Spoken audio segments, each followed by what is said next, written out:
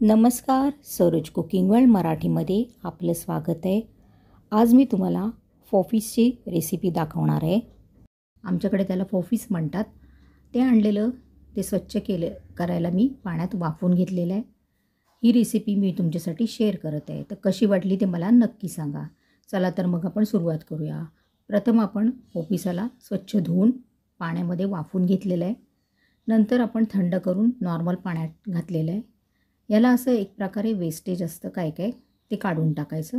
म्हणजे त्याच्या शरीराचाच तो भाग असतो, पण जरा आपण ते ग्रेव्हीमध्ये वगैरे टाकणार नाही आहोत. तर अशा प्रकारे ते असतं ते काढून घेतलेलं आहे मी स्किनला त्याच्या. आणि नंतर मग आपण ह्याचं फुफ्फुसाचं पातळ असं पुद्र असतो आवरण ते काढून घेणार आहोत. तर आधी मी नळी बाजूला काढून ठेवलेली आहे. आता मी या फुफ्फुसाचे 3 तुकडे करून घेणार आहे, मधला आणि बाजूचे 2.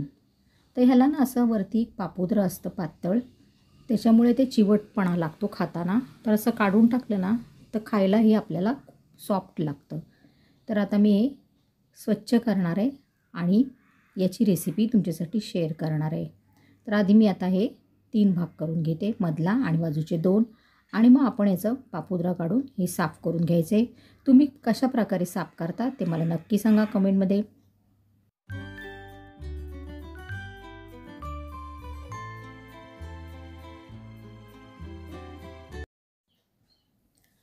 तर तुम्ही बघू शकता हे असं पातळ पापुद्रे आपल्याला संपूर्ण या फोफिसाचं काढून घ्यायचं आहे आणि आपल्याला नंतर त्याचे तुकडे करून घ्यायचे आहेत. निघालं नाही तर जरासं सुरीने आपल्याला त्याला असं कातरून घ्यायचं आहे आणि मग काढून टाकायचं आहे.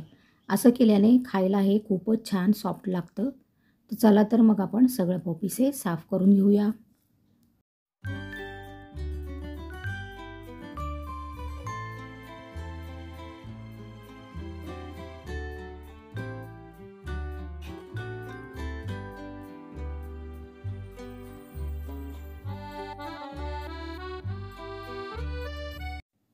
तर आता आपण सगळं असं साफ करून घेऊया आणि तुकडे करून सगळं स्वच्छ असं धुवून घेऊया.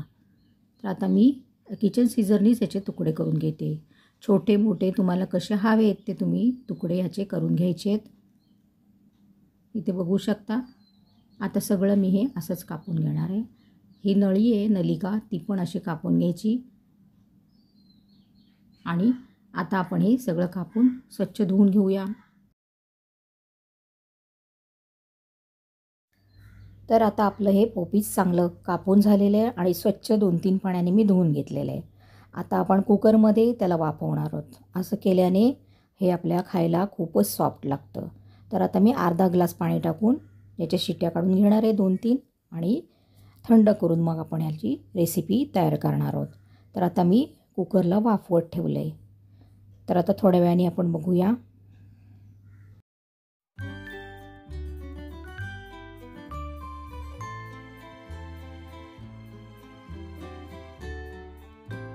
तर आपण आता कुकर जरा थंड करून घेणार आहोत.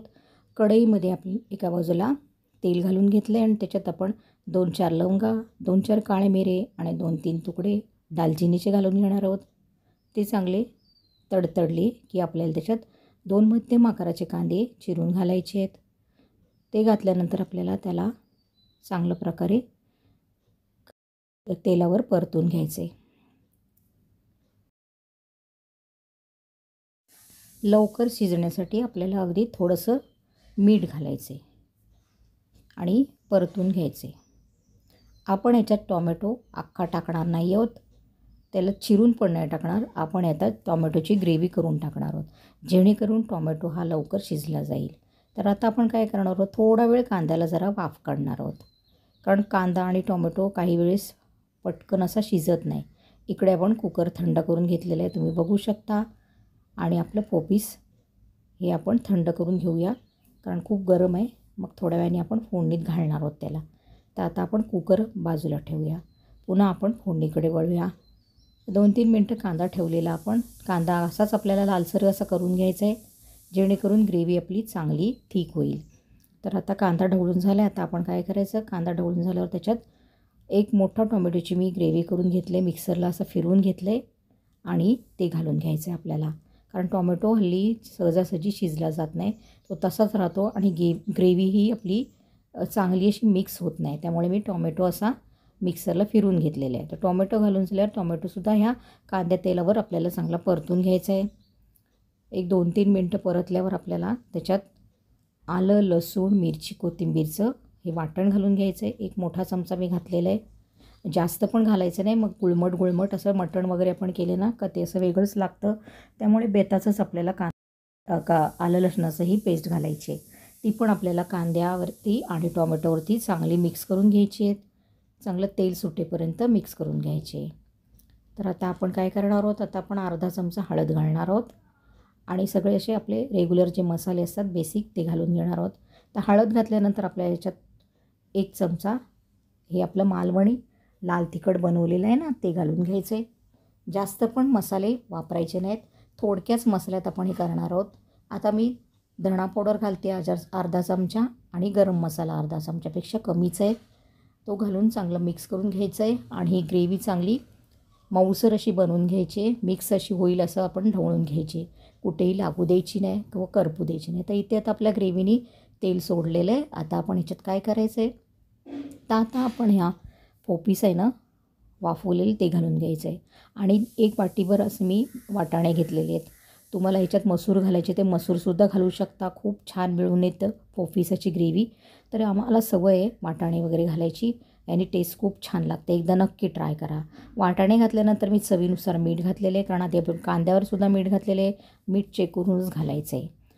ते घातल्यानंतर आपल्याला चांगलं ढवळून घ्यायचं आणि भरपूर अशी चिरलेली कोथिंबीर घालायची आहे आणि आपण पुन्हा एकदा चांगलं ढवळून घ्यायचं आहे. तर ह्याच्यात तुम्हाला पाणी किती हवं आहे ना त्याच्याप्रमाणे घालायचं आहे. जास्त पण पाणी कुठल्या पदार्थामध्ये घालायचं नाही, बेचव लागतं, चव सगळी त्याची निघून जाते. तर इथे झाकणावरचं थोडं पाणी घातलेलं आहे. आणखीन आवश्यकता वाटली तर आपण घालू शकतो, पण मी सांगितल्याप्रमाणे आपण जास्त पाणी वापरलं ना तर मसाल्यांची चव सगळी निघून जाते. आणि आता आपण पुन्हा एकदा त्याला झाकण देऊन ठेवणार आहोत आणि झाकणावर पाणी ठेवणार आहोत. आपले सगळे पदार्थ वाफवलेले असल्यामुळे आपल्याला पोपीस शिजायला जास्त वेळ लागणार नाही. तर बघू शकता 8-10 मिनटानंतर आपण झाकण काढून घेतो, तर आपलं पोपीस छान प्रकारे शिजलेलं आहे. आता आपण वाटाणे चेक करणार आहोत. वाटाणे आपल्याला असेच शिजवून घ्यायचे, जास्त सालं निघतील एवढं त्यांना शिजवायचं नाही. आणि अशा पद्धतीने जर तुम्ही पोपीस केलं तर तुम्ही नेहमीच कराल. तर कशी वाटली ही पोपीसची रेसिपी आणि तुम्ही कधी केलं आहे का आणि तुम्ही कशा पद्धतीने करता ते मला जरूर सांगा. तर मी ही रेसिपी भाताबरोबर सर्व केलेली, तुम्ही चपातीबरोबर, पराठेबरोबर, भाकरीबरोबर कशाबरोबरही खाऊ शकता. अतिशय सुंदर होते. एकदा या पद्धतीने नक्की ट्राय करा. रेसिपी जास्तीत जास्त शेअर करा. चॅनलला सबस्क्राईब केलं नसेल तर लवकरात लवकर सबस्क्राईब करा आणि सरोज कुकिंग वर्ल्डला पुन्हा भेट द्या. रेसिपी संपूर्ण बघितल्याबद्दल धन्यवाद. Thanks for watching.